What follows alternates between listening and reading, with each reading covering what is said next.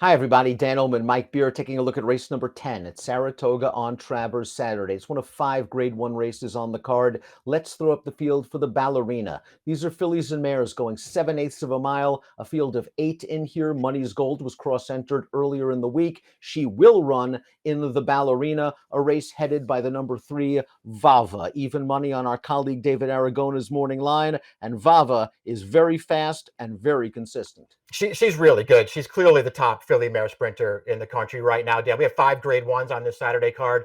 To me, Vahva is the most legit favorite in any one of those 5 Grade 1 races. She's really good. Let's throw up our Timeform US pace projector, and you'll note Vahva has great tactical speed, where she can sit just off the leaders without burning herself out early. Society does have speed. She showed it last time out in the Chicago, a race won by Vahva. Money's Gold, though, is very fast, and I would have to think that Money's Gold's just going to be on a send out there from John Velasquez. Her best races have come when she makes the front. Yeah, they have to go with her. If they're going to run her in a Grade 1 race on the dirt, they just have to use her speed. She's proven over and over again that she's best when they let her roll. They tried to rate her last time in the honorable miss. She was awful. They have to use her speed from the outside here. This pace should be solid to fast, and it could set things up beautifully for the 5 Scylla. You and I love horses that turn back to this 7 furlong distance. And 3 weeks ago, Scylla was put in tough around 2 turns in Southern California against their best older filly and mare, Adair Manor. I love that Bill Mott's turning her back in distance, and she has the fastest Timeform US late pace rating. Let's start things off with Positano Sunset, who rallied for second behind Vahva last time out in the Chicago. She ran well that day. She was sitting off of the pace. She came with a strong kick. 7/8 of a mile seems good for her. That Beyer speed figure of 97 sort of came out of nowhere, and it makes me question the Chicago fig a little bit. Yeah, well, maybe a little bit. We'll see, Dan. I mean, it's not, this is a horse who I think it's at least worth pointing out, missed a little bit of time. That was her third start back from the layoff. She did beat Vahva last year, so it's not like she has no talent at all. I mean, this is a horse who I feel like was cut out to be pretty good, maybe lost her way a little bit, got back on track last time. I mean, listen, she ran a faster race. It was nice to see her break through. It's not like it ever looked like she was going to win that race. She was only second best. I thought she ran pretty well. Chi-Town Lady, the number 2, is no stranger to running big races at 7/8 at Saratoga. She won the Test in 2022. Since then, it's sort of been an up and down career for Chi-Town Lady, who exits this race, a third-place finish going the mile out of the chute at Saratoga. This horse was wired in a slow-paced race here, so I don't want to hold it too much against her. I think turning back to 7 furlongs works, but she's not the greatest gate horse in the world, Mike, and probably needs a red-hot pace. She does. I mean, she's a true one-run closer. She is already a Grade 1 winner over Saratoga Dirt going 7 furlongs, so she has that going for her. There is speed in this race, so she has that going for her. I personally feel like this, she's a little bit underrated. I don't want to, I don't want to like dress her up too much, but that race that we just watched is a complete joke. First of all, the mile probably isn't what she wants. That was a huge speed track at Saratoga. This horse had absolutely no chance in there. It actually ran pretty well. I thought her Chicago was another race. I'm just willing to give her a pass for that race. It wasn't a particularly fast race. I didn't really feel like she had any real chance to win there. So if you take out her last 2 starts, the race 3 back where she was fourth to Vahva and a closing fourth, she ran pretty well in there. I'm going to use this horse somewhere, probably not on top. The 3 Vahva comes into the Ballerina as the best filly and mare dirt sprinter in the country. 7 furlongs just hits her right between the eyes. She beat 3 of these in the Chicago last time out, and she sat a good trip sitting second off the leader. She went after Society, turning for home. They bounced off each other several times in mid-stretch, and Vahva shrugged that trouble off and also shrugged Society off to win.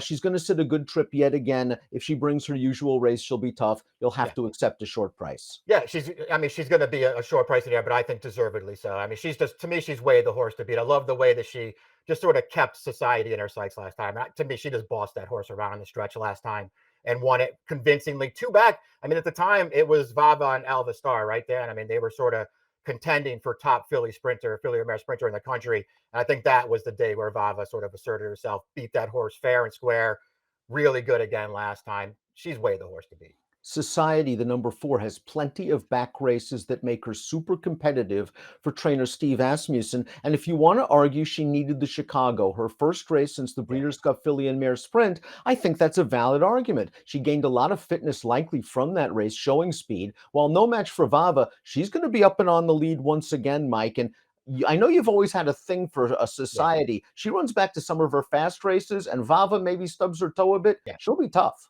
I mean, she's got a race in her that will make her tough in here. And she's also got a ton of speed. So if they come out of there running, sort of catch a fly or get loose on the lead in here, she could make herself tough. The more I looked at her, Dan, I didn't love her Chicago last time, but your point's well taken about her being first as her first start since the Breeders' Cup. Maybe she needed it. You start going through her races for a horse who's as fast as she is, and you feel like sprinting should be right up her alley. Most of her really good races and her two-turn and her top speed figures, two-turn races for some reason. Like I think she's better going shorter, but her fast races are around two turns.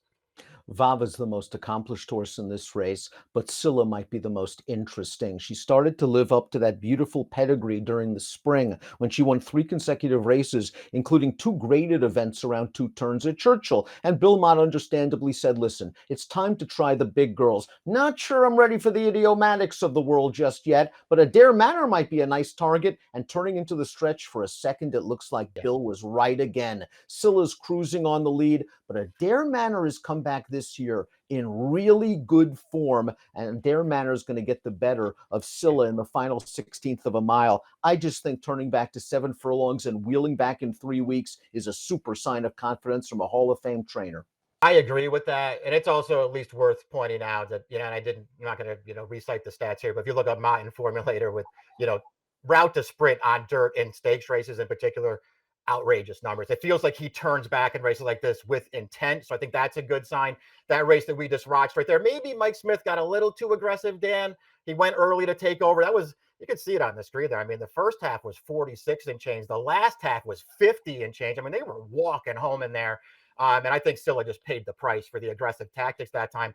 All of her one-turn races, Dan, she has a pedigree that says long. Her one-turn races are all really good. Trainer Chad Brown sends out our next 2 entrants, beginning with the 6, Sheeta Booty, a graded stakes winner at 7/8 of a mile. She won the distaff of a lengthy layoff at Aqueduct in the spring. They tried her in the Ruffian, and no disgrace losing to Soul of an Angel, considering what Soul of an Angel has done in her career. And last time out in the Bed of Roses, she finished 4th. She was really far back in the early stages of that race after an awkward beginning. She's another one that can kick on late at a big price and maybe sort of make the bottom of your single race exotics. Yeah, just a question of how much can she improve here as she steps into a Grade 1 race, right? Because she hasn't run one yet that's going to make her super competitive here. When she won the distaff off that long layoff, she just got a perfect trip in that race. And I thought maybe took advantage a little bit. Her 2 races since then are fine, but they're not good enough to win the Ballerina. Exceed the number 7, won 3 in a row for Chad, displaying a versatile running style. And I thought that boded well for her going into the honorable miss last time out at the Spa. Now, she gets wired in this race. I was just surprised she was so far back in here. Once she gets into the clear and Pratt gets her running, she's going to make it close at the end of this 6 furlong affair. I think she's a little bit dirtied up coming in here, Mike. Yeah, I agree. This trip didn't work out for her. Pratt. Did rate her early in the race, but then she got behind horses and lost even more position. And this was not the kind of race where you wanted to lose position and then have to Oh, rally because the pace was so slow for a Grade 2. She ran really well in there and probably even better than it looks on paper. I've always been a fan of hers, Dan. She's another horse who has to really up her game. I think she's pretty good, though. I think she's underrated. She's going to be a price in here. I'll try to get her in there. Munnys Golden number 8 will run here instead of the turf event on Friday, and she started her career like a potential superstar for Todd Pletcher. 3 starts, 3 blowout wins, 2 with triple-digit buyers. Since then, when they've stepped her up in class, she hasn't been able to run back to those races.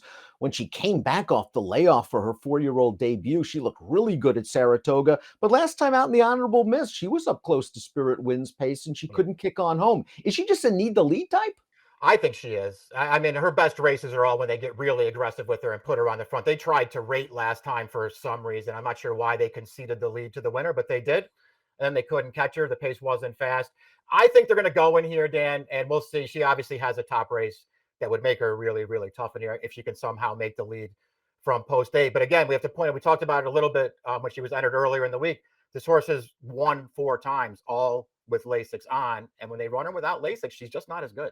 Let's take a look at our top selections for the Ballerina. It's a really nice matchup. The 7 furlong specialist Vahva, the turnback Scylla. Scylla might have some upside in here, Mike. It's going to be running late. Yeah, I just like this spot for her. I do think she's a really talented horse. Vahva is so good, Dan. I think she's way the horse to be in here. But I'm going to try to take one shot against her with the 5 and just use a lot of 3-5 in this race. I'm going to chalk out with Vahva on top. I do think Positano Sunset's a horse that might be able to make the bottom of your exotics, but I might use Society a little bit as a backup in multiple race wagers. I think this horse can take a step forward in her second start of the year. 5-3-2-4 for Mike, 3-1-4-5 for me. It's the Grade 1 Ballerina on Travers Saturday. Best of luck.